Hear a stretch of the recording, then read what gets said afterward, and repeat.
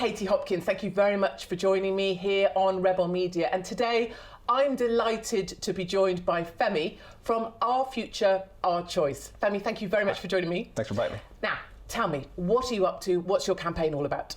Our campaign basically says young people are not happy with the way things are going. Nobody is happy with the way things are going, especially people who voted for Brexit because they wanted things to get better, and the government has been screwing it up. So there has to be a vote on the final deal, or if there's no deal, a vote on that. So Brexit, I'm thinking for our American audience here, when I'm with Americans and I say, listen, Brexit might not happen, there might be a second vote on Brexit, which is what you would advocate. They say, hold on. It's too impossible for them to understand that we voted once, that vote might not happen. They say, but what about the will of the people? So can you answer that slowly? What about the will of the people, the 17.4 who voted for Brexit? The 17.4 million people who voted for Brexit.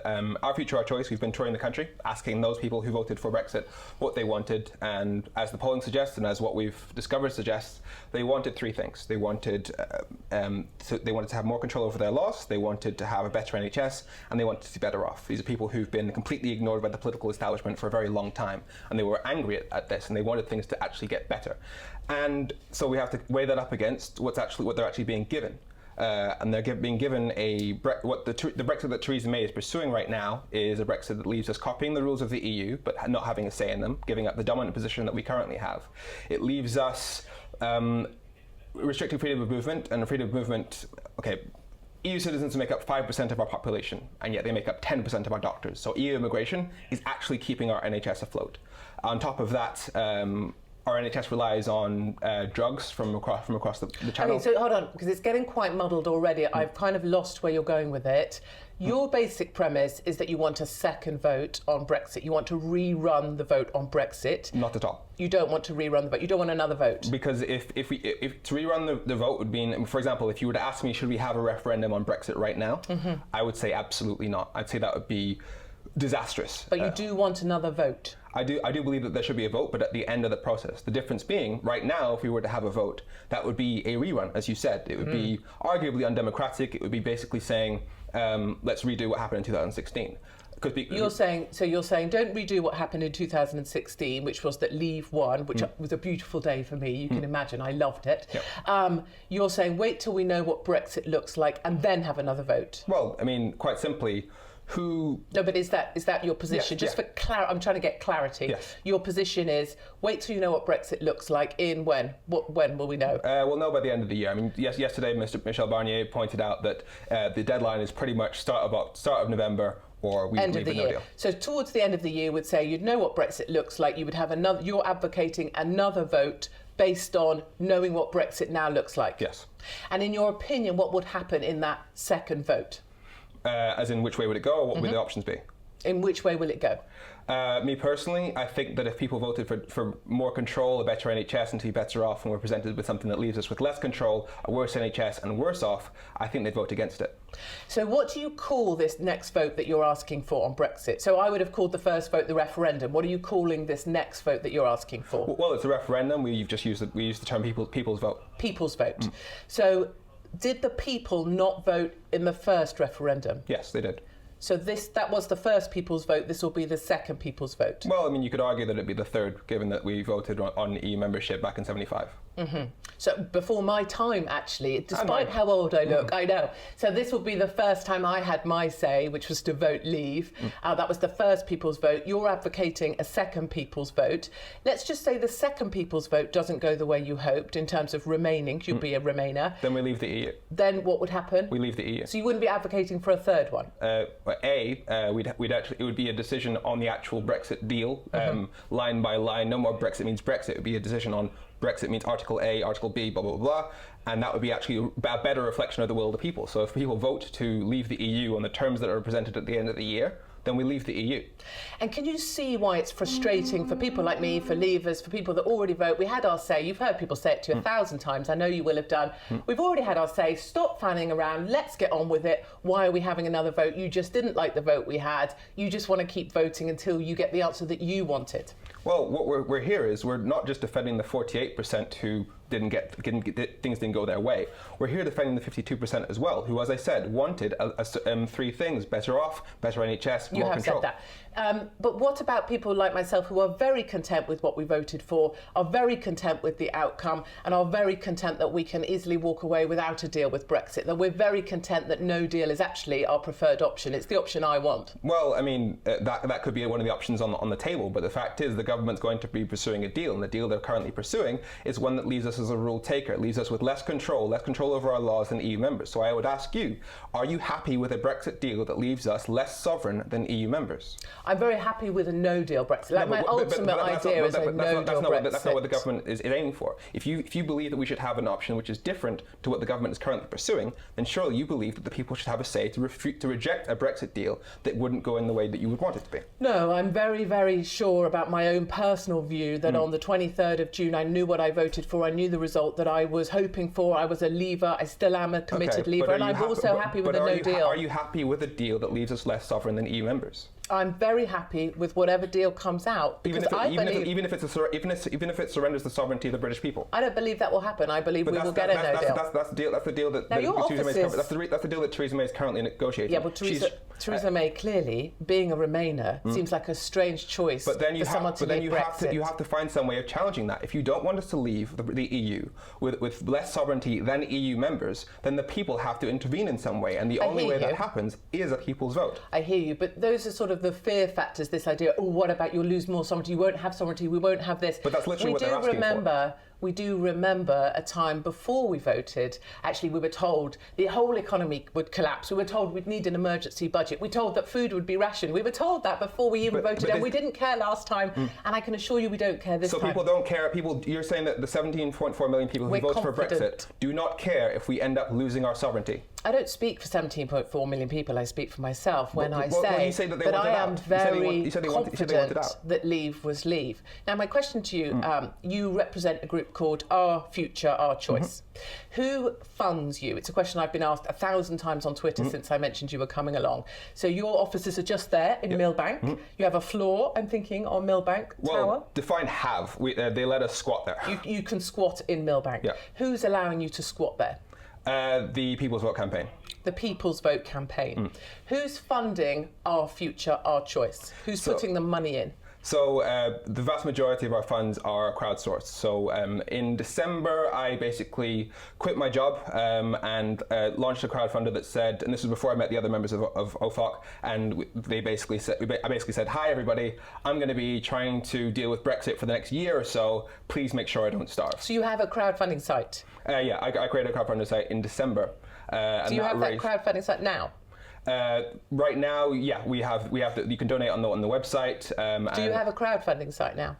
I think it ran out. I think it ran out in. You don't have a crowdfunding site. So who's funding you now? I'm saying that we had a crowdfunding site. You did have a crowdfunding site. Who's funding you now? Who's funding Millbank floor?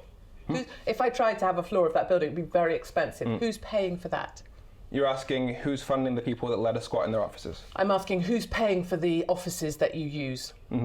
It's a simple question. That would be a mixture of, I think, Open Britain, I've completely lost your eye line. Yeah. It's a thing about eyesight, isn't it? When people don't know the answer, they look away. But who's funding you? Who's funding OFUC, as you call it? We're crowdsourced, as in we got... There's no crowdfunding, though, operational at the moment. So who's funding you now? Via crowdfunding, we raised £45,000. Yeah, but who's funding you now?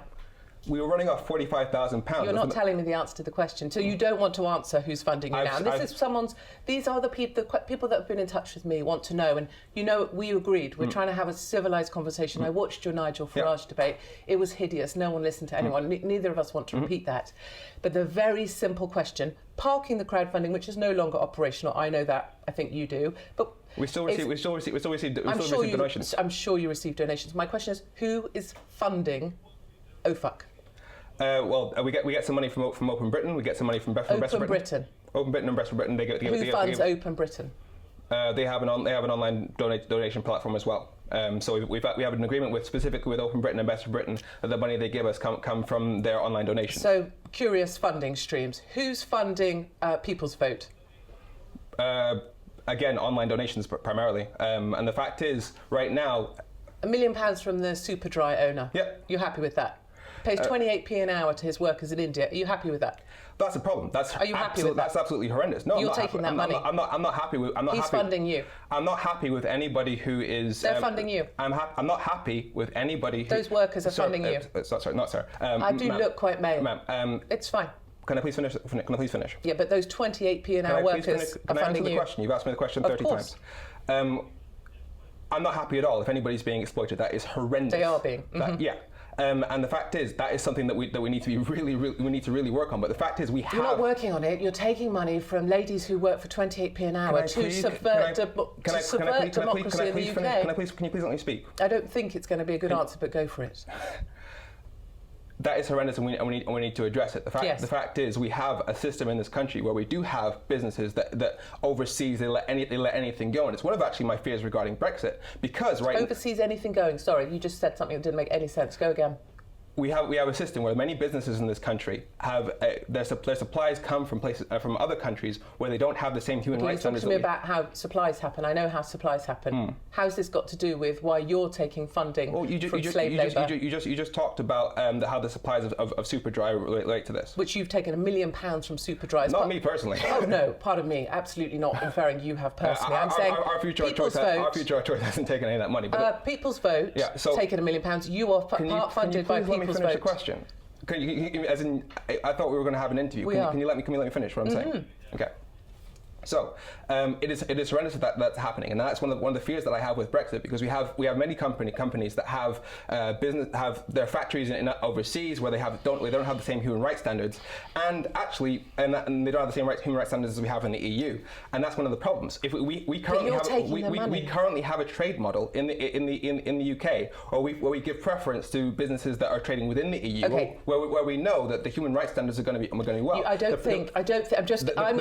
going to just. 1 second, I listen to you. Now, 1 second, listen. The human rights standards that are in countries that are outside of the EU, that is a serious problem which has to be addressed. But the problem is, that's why we shouldn't be talking about, with Brexit we'll get all these cheap clothing from China where the human rights standards are in the toilet. That's the point. But you're taking money. You're working under the People's Vote umbrella. That is a fact that we've agreed. People's Vote have taken £1 million from the Superdry owner, which is his money to spend as he will. Owner, I think. Fine. Yes, I agree. That's good to correct factually. But £1 million from Superdry products, there and thereabouts, which are made from the former owner of Superdry. Former owner of Superdry, £1 million to try and influence the democratic will of the people in the UK, and that money is made off the backs of workers paid 28p an hour, and you want to lecture me about how human rights work. I find that strange. Let me ask you a different question and change the subject. So when I was 14, I worked in the Wimpy, which is like, do you know the Wimpy? It's like a fast food restaurant, right? I wore red dungarees that didn't fit well, and I was paid £1.40 an hour. What job did you do when you were 14 or 15, 16? I think I worked as a drummer in the local church, and I also helped with the PowerPoint projections for the hymns and stuff. That was what I was doing, and it wasn't really a job. It was voluntary at the weekends. I think that's. So you didn't really have a job. Did you ever had a part-time job? Yeah, 14, 15, 16. What part-time job have you had at 16? So I worked in McDonald's, I was the drive-through girl, I was the pick and mix girl at Woolworths. This is very obscure to an American audience, I respect, but I was the bun girl in the local cake shop. Where did you work when you were 16 or 17? Personally, I've worked as a delivery driver for Domino's. I've worked as the pot wash, so dealing with the dishwasher, washing the pots at a pub. I worked as hotel receptionist, where I did everything from sorting out the pool, cleaning toilets. Yeah. And then you went on to have an internship in Europe? Yeah, a couple of them actually. And then you've left your internship. And what do you live on now? Like I said, in December, I launched a crowdfunder which basically raised, I think, 12k or so. £12,000. I split half of that off, gave half to Our Future Our Choice, and then I until about a month and a half ago, I was living off of the 5.5k that was left from that. What do you live now? What do you live off now? Who pays you now? So right now, I'm paid from OFOC itself, which again has its own crowdfunder, and then gets. We don't have any crowdfunding at OFOC now. We just established that. So £45,000 doesn't just disappear. That is money. That we have in the bank. But who's paying you now? Right now, OFOC is paying me out of the money that we've raised from this crowdfunder, and the minority, a small minority, comes from other pro-European groups. Okay, other pro-European groups, and a name of another pro-European group that funds you would be? Best for Britain. Great. And we were told that this would be stopping after 10 minutes. We're taking a break.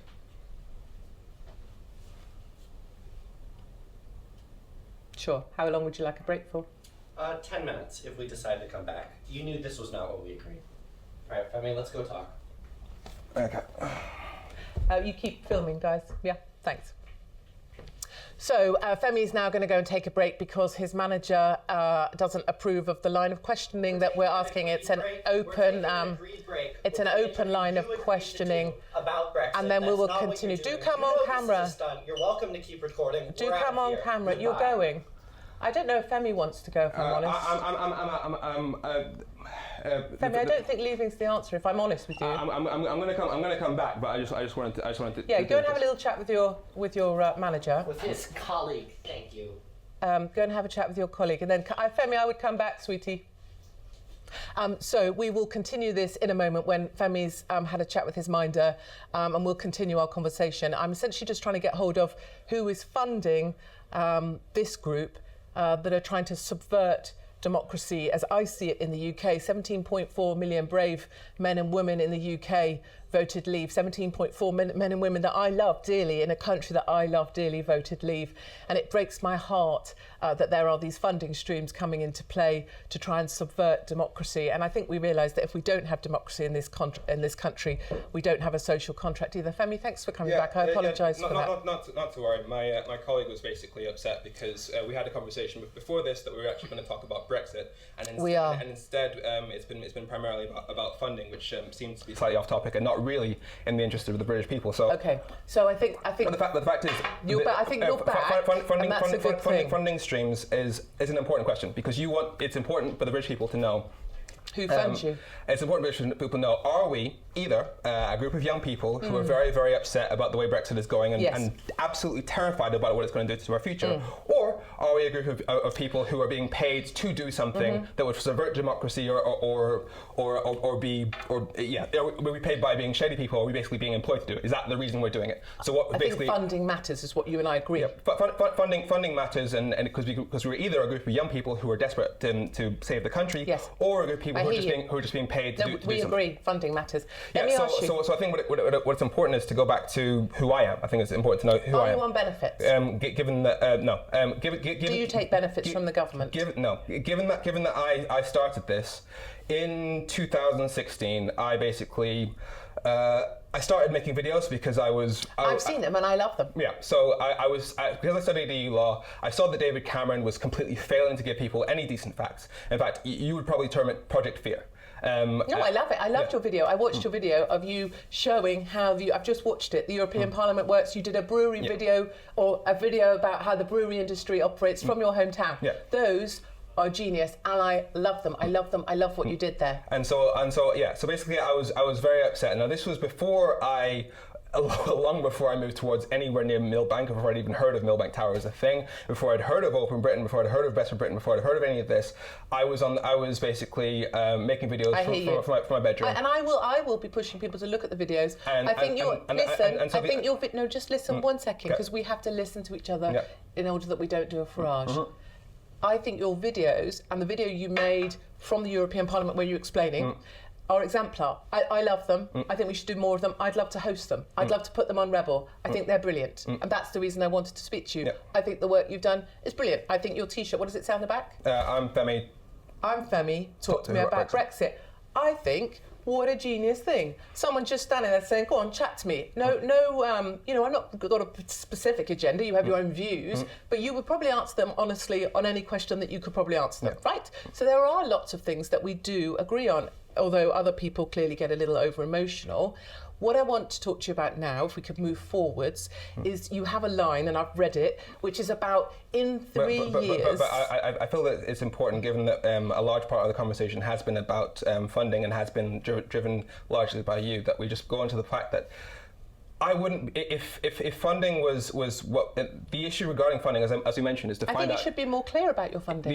And we've said you're not clear. We have crowdfunding which raised over 400. Your eyes, when you're speaking about funding, your eyes are all over the place, which is a sign that you're not clear. My advice to you, as someone who's trying to be supportive, actually, of open conversation, is be very clear, be very transparent about your funding, and currently you're not. And there's a view out there that you're Soros funded. Okay. I really want to move forward because we don't have much time. Let's do the eye contact thing.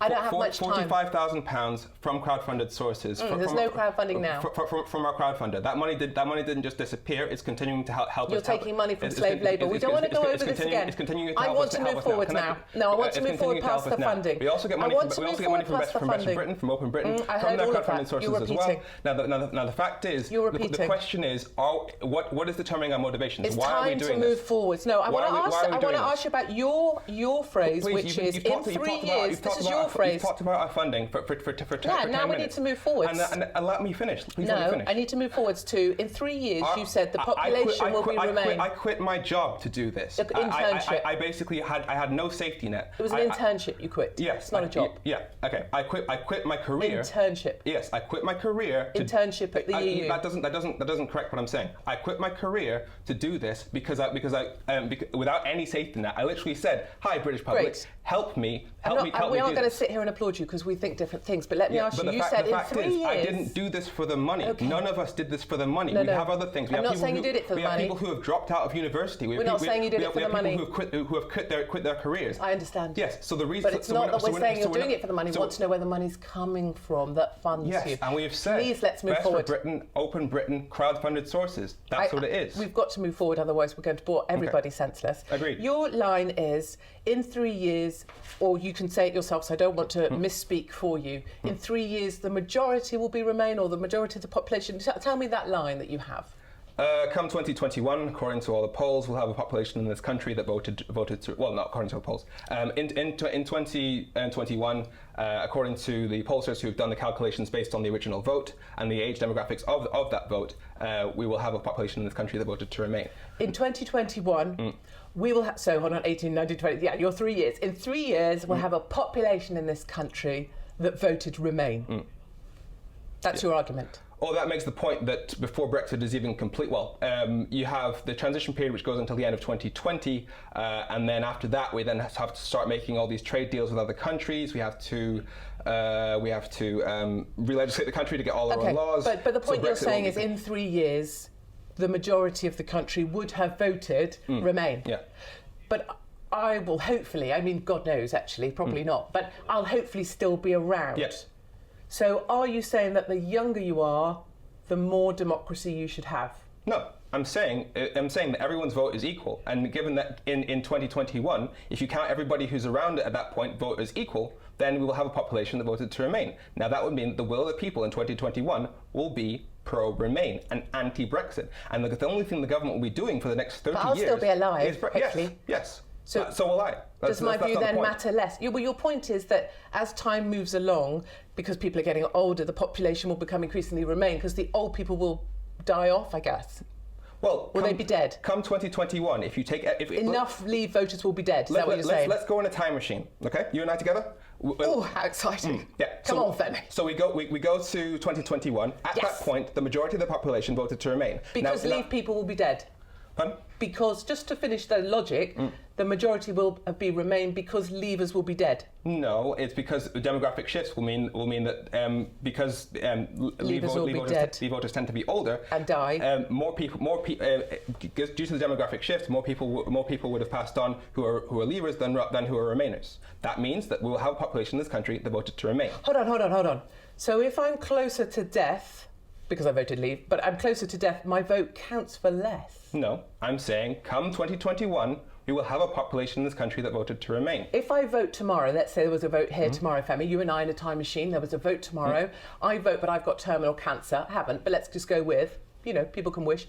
I've got terminal cancer. Does it mean my vote isn't really worth as much because I'm going to die soon? No, it means that come 2021, we have to look at at the will of the people. And the will of the people, based on the evidence that we'll have at that point, will be pro-Remain. That's bizarre. But evidence also suggests, and we don't want to do an evidence back and forth because there's nothing more boring when people start quoting stats at each other, but people are become sort of increasingly conservative over time. So the reason the Tory party has been voted in and in and in for the last 3 occasions, I believe, is because people increasingly become conservative over time. So people like yourself who eventually do get a proper job, and I wish you that for you eventually, and when you do get a proper job, people increasingly realise that everything they knew before wasn't quite the way it seems, that the lecturers were lying to them, and they become more Tory or more conservative or more likely to vote Leave. You seem to be discrediting that. One, I have had several proper jobs. Two, have you? What proper jobs have you had? Internships? I've had... Two internships? I worked as... Two internships? Can I please finish a sentence? Yes, you should. I've worked as a Domino's driver. I've worked as a secretary in a law firm. I've worked as the basically the legal representative of a roofing company in Worcester. So that's 3 right there. I can go on. I mean, I worked on pot wash. We've done that. So and in response to your question about people becoming increasingly conservative, the fact is this isn't. It's not an age thing. It's a generational thing. As in, right now, I mean, if you take everybody who was born after 1974, then the only identity they've ever had as an adult is being both a British and an EU citizen. Now, guess which demographic voted to Remain? That precise demographic. The guess which demographic has been the most dependent on technology in their lifetime. That demographic. This is about faith in experts. It's about national identity, and those things aren't going to change. I know, I hear you, and I'm listening to you, but I'm also, the people that I really relate to, the people that I really get, and the people I really feel amongst when I'm with my kind of Brexiteer mates and Leavers are people that have just grafted their way through life, who went to state schools, who go to the same job every day, who are used to monotony and routine and pay their taxes and want something just a bit better for their own kids. Which state school did you go to? I went to Moseley C of E. That was the first state. That was the only state school I went to, and then I went to other private schools. Yeah. So, do you think, as a private school kid who's been in internships, who's had quite a blessed lifestyle, I've had a very privileged lifestyle. Yeah. A very privileged lifestyle. Do you think you are really in a position to assist people in understanding how they really feel? People like me, 43, look 65, 43-year-olds who are so passionate because we know the graft we've put in, signed up to the military, fought for their country. Do you think someone like you, a privileged individual who's done internships, who now takes money from somewhere we're not quite sure about, do you think you are in a position to try and encourage people to subvert democracy? Nobody's trying to subvert democracy. We're trying to ensure democracy. Now, if those people who, as you said, voted for things to get better, people who've been absolutely screwed over by the political establishment for decades, those people desperately need for things to change. We've been to Sunderland, where we've spoken to people like Steve France, who we're meeting with tomorrow. We have a country that does not care about the people who are really struggling. Now, they need things to get better, and they were told that Brexit was the way to do that. Now, the fact is, that's not going to happen. I think it is. What? I still think it is. Why? Because I love Brexit. I want Brexit to happen. Why? I love Leave. Why? How does Brexit improve their lives? Brexit will improve the life of my children, I believe. Your children, again, you're quite well off as well. I'm talking about people who have been screwed over by the government, people who have nothing, people who are struggling. How will Brexit improve their life? Do you identify with those people? Please answer the question. How do you identify with people who are struggling? Please answer the question. You've been to private schools all your lives. Please answer the question. I've sat here for 20 minutes and answered your question. Please answer my question. How will Brexit improve the lives of people who are really struggling in this country? Because, there's a lot to be said for feeling like your country belongs to you. There's a lot to be said. I need to answer the question. I have to answer the question too. We have to have the same rules, huh?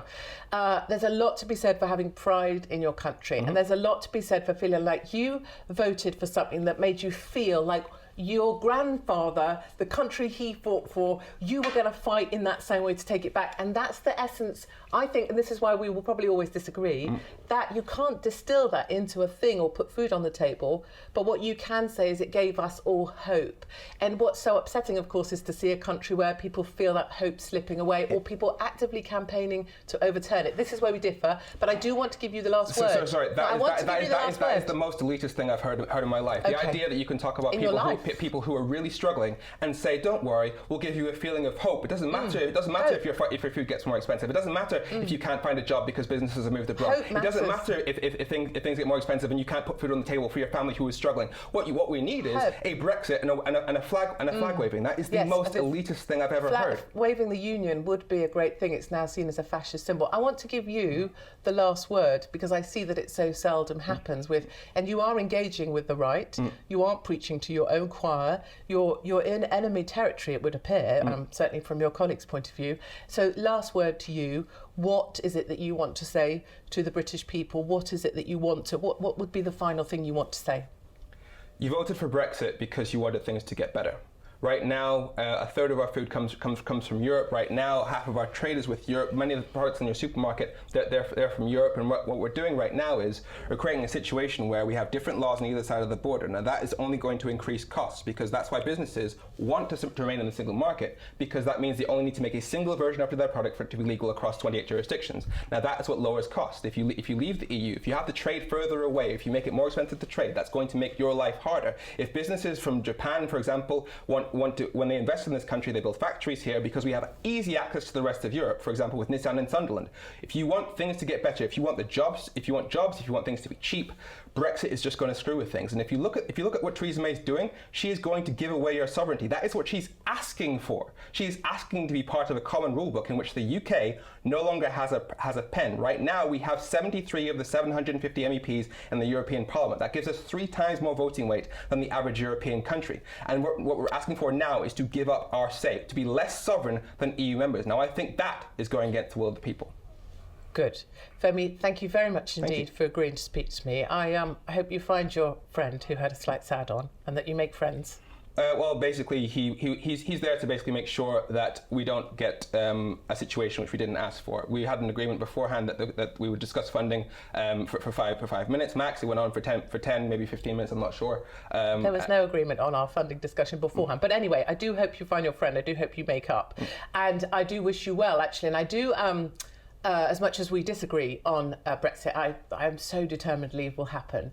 Probably not under Theresa May. We would agree on that as well. I do wish you really well, and I do genuinely want you to keep making, those videos that you make. I think are genius. I really think they're genius, and I think they do change the dial and change people's understanding of things. So I wish you well. I thank you very much for coming and joining us, and I hope you continue making your videos, and I will push them on your behalf, whether you want me to or not. Sure. Thank you. Thank you very much indeed.